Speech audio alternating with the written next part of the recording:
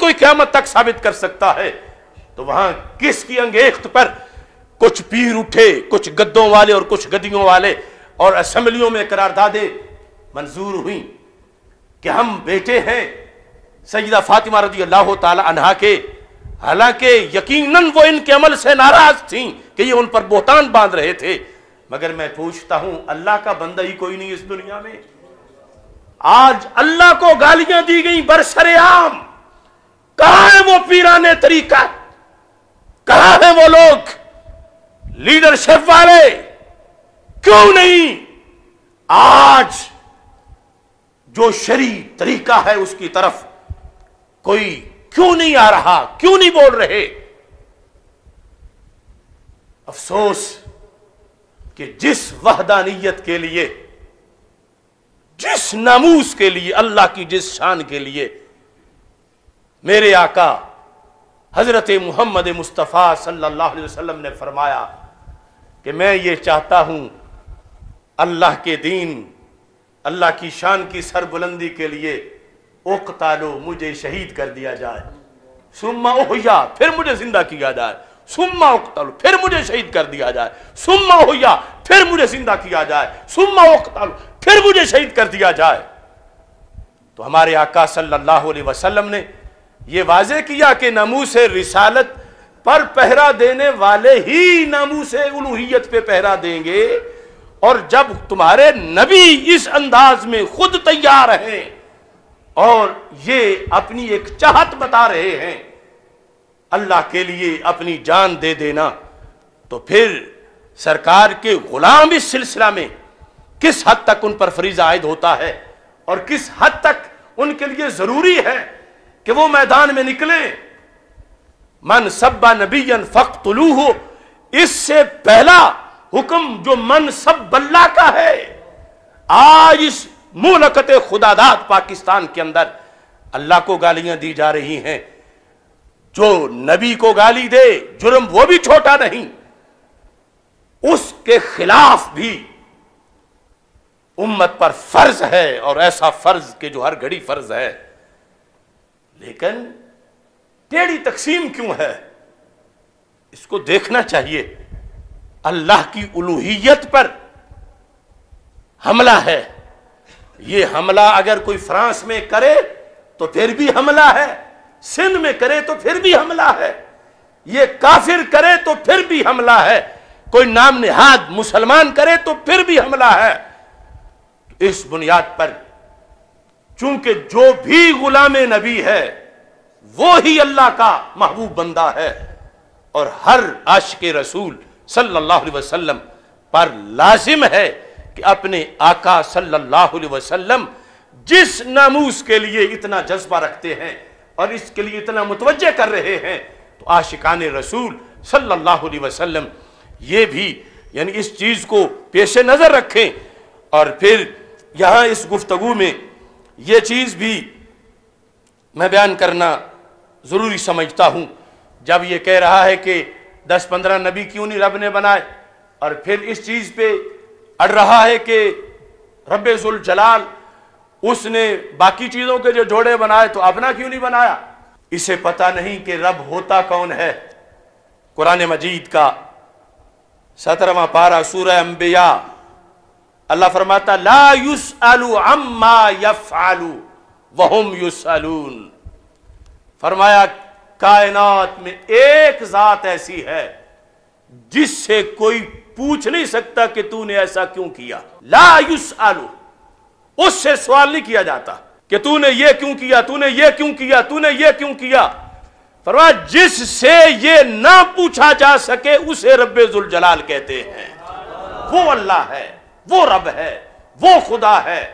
لا یسأل عما یفعل، اور اگر کوئی سوال تو کوئی کر ہی نہیں سکتا، کون پوچھ سکتا ہے، لیکن اگر کوئی بدبختی کی بنیاد پر اپنی طرف سے سوال بناتا ہے جس طرح کے اس امر جلیل ملعون نے بنائے ہیں، تو پھر وہ بتا رہا ہے لوگوں کو کہ میں منکر قرآن ہوں، میں قرآن کا باغی ہوں۔ وہ یہ لوگوں کو واضح کر رہا ہے کہ اس نے دین اسلام کے جو بنیادی اصول تھے ان کی طرف پشت کر کے معاذ اللہ ان سے بغاوت کر دی ہے۔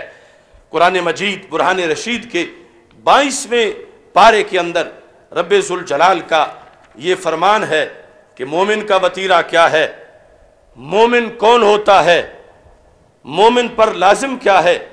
22ویں پارے کے آغاز کے اندر یہ ذکر کیا گیا ہے، وَمَا كَانَ لِمُؤْمِنٍ وَلَا مُؤْمِنَةٍ، کسی مومن مرد اور کسی مومنہ عورت ان کے لیے یہ جائز نہیں، اذا قضى اللہ ورسولہ امرا ان یکون لهم الخیرۃ من امرہم، کسی مومن کے لیے اگر مومن ہے یہ جائز نہیں کہ جب اللہ کوئی فیصلہ کر دے اور اللہ کے رسول علیہ السلام کوئی فیصلہ کر دے اور یہ آگے سے اپنی رائے پیش کرے، یہ آگے سے اپنی بات پیش کرے، اگر ایسا کوئی کرے گا تو وہ مومن نہیں ہے۔ تو مجھے افسوس ہے اس پورے مجمع پر کہ وہ یوں کسی ٹھٹھا مذاق میں لگے ہوئے تھے، جیسے کوئی اپنے جیسا معاذ اللہ گرا ہوا کوئی دوست ہوتا ہے اور اس کے بارے میں لطیفے بیان کیے جا رہے ہوتے ہیں۔ انہیں پتہ نہیں کہ اللہ کی ذات کیا ہے، اس کا جلال، اس کا کمال، اس کا جمال، اس کی ذات، اس کی صفات، یہاں آداب ہیں۔ یہ تو سرکار کا صدقہ ہے کہ فوراً گرفت نہیں ہوئی، ورنہ وہ تو سب کو بندر اور خنزیر بنا دیتا، پورا مجمع جل کے راکھ ہو جاتا۔ اس بنیاد پر جس دھرتی میں، جس ملک کے اندر ایسا ہو رہا ہے، ہم کس منہ سے یہ کہہ سکیں گے کہ یہ کلمے کی بیس پہ بنا؟ اگر کل انڈیا میں کوئی ایسے بکواس کرتا ہے یا امریکہ فرانس میں کرتا ہے تو ہمارے احتجاج کا ہمارے پاس کیا جواز ہوگا جب وہ ہمیں یہ آئینہ دکھائیں گے؟ اگرچہ دنیا کے جس کونے کے اندر بھی اسلام کے خلاف کوئی بولتا ہے، قرآن کے خلاف کوئی بولتا ہے، ہمیں اقوام متحدہ کے کسی جواز کی ضرورت نہیں احتجاج کے لیے۔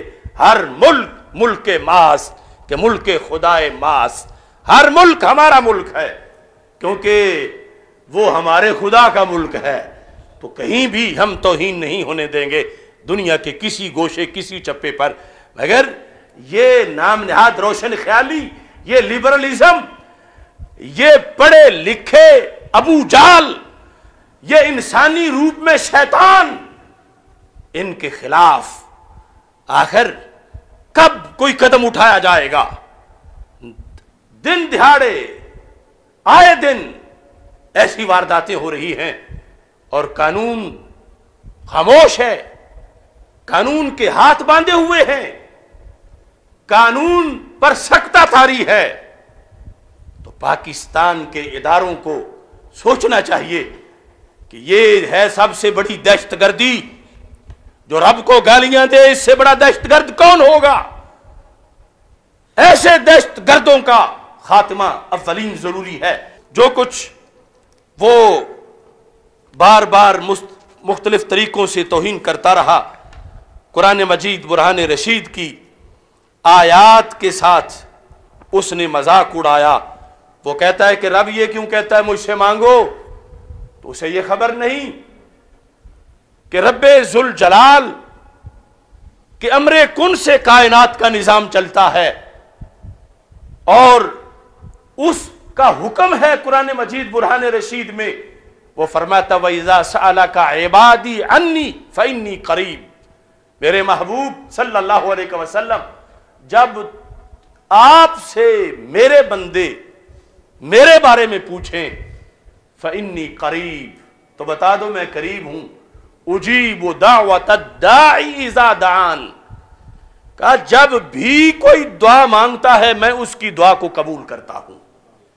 یعنی یہ تو اس کا کرم ہے کہ اس کا دروازہ بند نہیں، یہ اس کا کرم ہے کہ وہ کہیں دورے پہ نہیں جاتا، یہ اس کا کمال ہے کہ وہ تھکتا نہیں، یہ اس کی شان ہے کہ وہ سوتا نہیں۔ وہ کہتا ہے اجیب دعوت الداعی اذا دعان، جب بھی کوئی مانگے گا میں دوں گا، میں اس کی دعا کو قبول کروں گا۔ اب ادھر اس کی شان، اللہ کی شان، اور اس کے نزدیک نقص، ادھر قرآن اور اس کے نزدیک اس کے خلاف یہ बदतमीजी का तूफान, ये सोचना चाहिए कि इसने किस तरह हमारी इस किताब मुबीन के खिलाफ बगावत की है। रब्बे ज़ुल जलाल फरमाता वक़ाल रब्बुकुम उदऊनी अस्तजिब लकुम, कहा तुम्हारे रब ने मांगो मुझसे मैं तुम्हें दूंगा, मुझसे दुआ करो।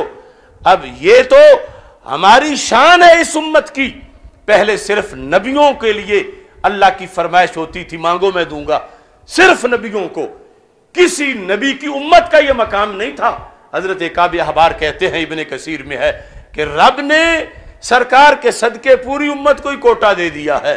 वक़ाल रब्बुकुम उदऊनी अस्तजिब लकुम, कहा तुम्हारे रब ने तुम मुझसे मांगो मैं तुम्हें अता फरमाऊंगा।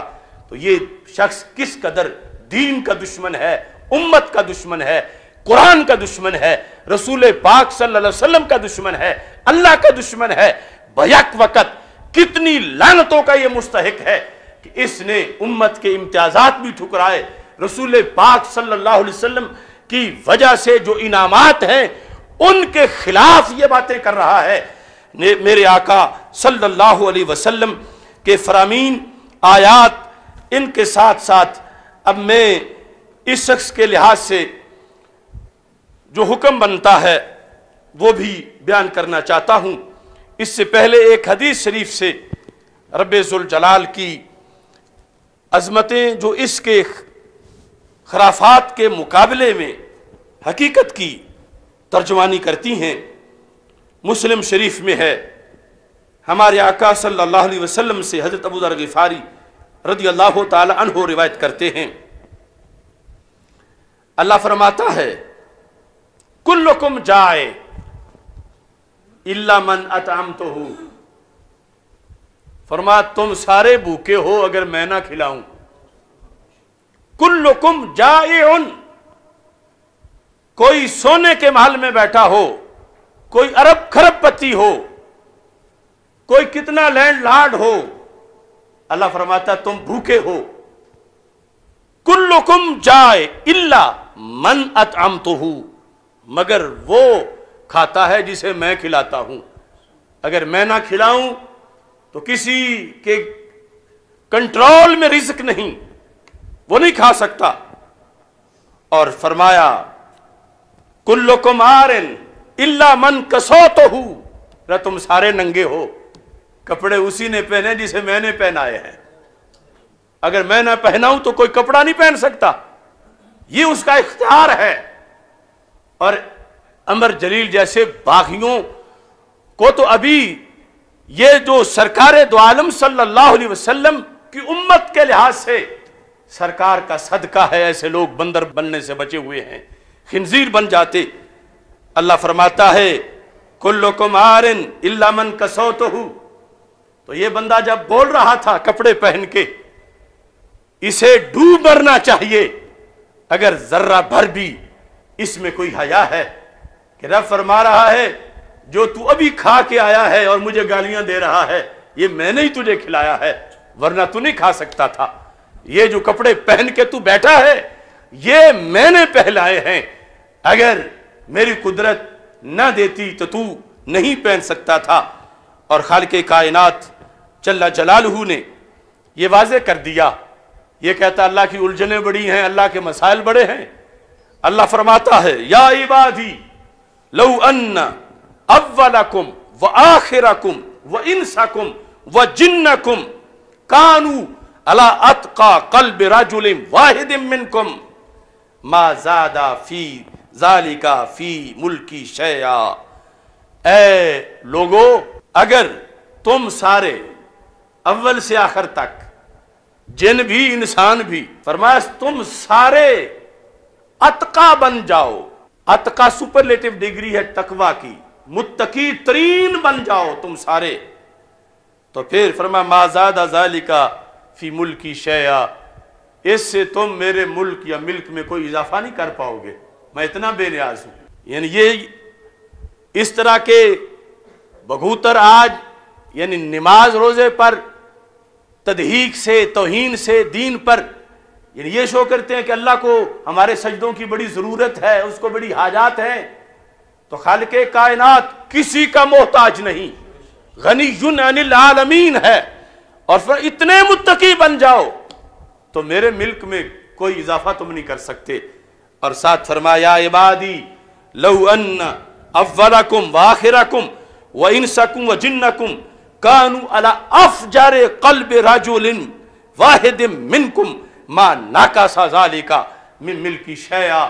فرمایا اگر تم خدا نخواستہ سارے کے سارے جو سارے لوگوں میں سے فاسق و فاجر بندہ ہے اس کے دل پر تم سارے ہو جاؤ، پر رب کا تم کچھ بگاڑ نہیں سکتے، وہ ایسا غنی عن العالمین ہے، اس کو تم کوئی کمی نہیں دے سکتے۔ ما نقص ذلک من ملک شیئا۔